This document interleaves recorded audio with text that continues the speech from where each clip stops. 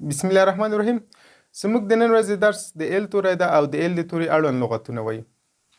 words for ال د ال لپاره لغتونه موږ مخکې درسو کې ویلې چې ال د لام آواز ورکوي او ال یو قانون لري وایي کله کله چې له ال نه وروسته ډي یا کې راشي په هغه صورت کې ال نه تلفظ کېږي، یعنی همیشه نه، کله کله یا ځینې وخت چې له ال نه وروسته یا ډي راشي او یا کې راشي په هغه صورت کې ال نه تلفظ کېږي. مثلا ټاک، دلته له ال نه وروسته کې راغلی او ال نه د تلفظ شوی، ټاک ټالک هم نه دی ویلي.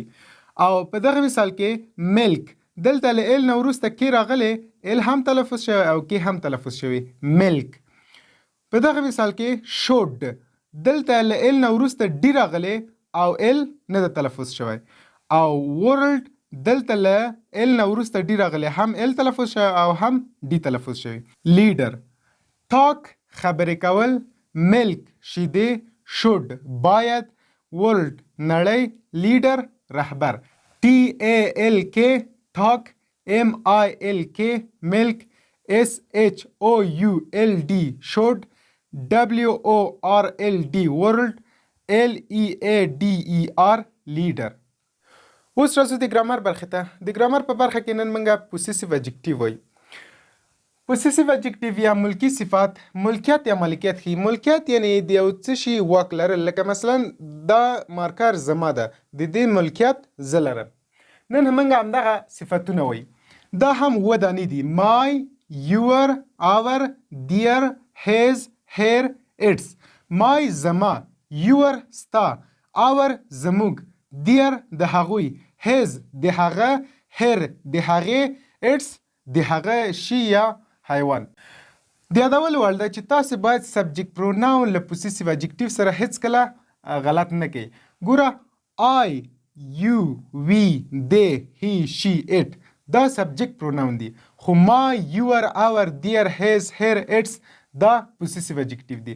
د آی معنا ده زه، د مای معنا ده زما، د یو معنا ده تاسو، د یور معنا ده ستا یا ستاسو، د وی معنا ده مونږ، د اور معنا ده زمونږ، د دې معنا ده هغوی، د دیر معنا ده د هغوی، د هی معنا ده هغه، د هیز معنا ده د هغه، د شي معنا ده هغه، د هیر معنا ده د هغې، د اټ معنا ده هغه، د اټس معنا ده د هغه شي یا د هغه حیوان.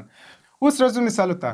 مای بوک زما کتاب، یور بوک ستا کتاب، اور بوک زمون کتاب، دیر بوک د هغوی کتاب، هیز بوک د هغه کتاب، هیر بوک د هغې کتاب، اټس پیج د هغه پاڼه یعنی د کتاب پاڼه یا د کتابچې پاڼه.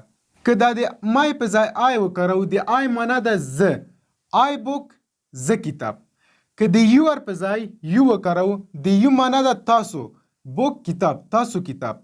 که د اور په ځای وی وکارو، د وی معنا ده مونږ، وی بوک مونږ کتاب.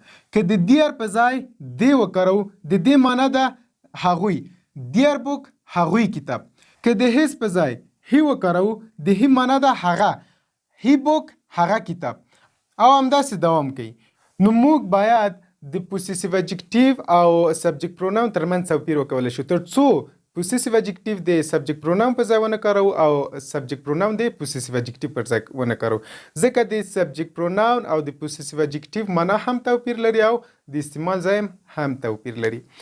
نو تاسو همدغه مثالونه له ځان سره تکرار کړئ او یو څو نورې بیلګې هم ورته ولیکئ تر څو مو ښه په ذهن کې کیني. دا زموږ د نن ورځې درس په دې هیله چې د خوښۍ وړ مو ګرځېدلی اوسیږي. ښاد اوسیږئ.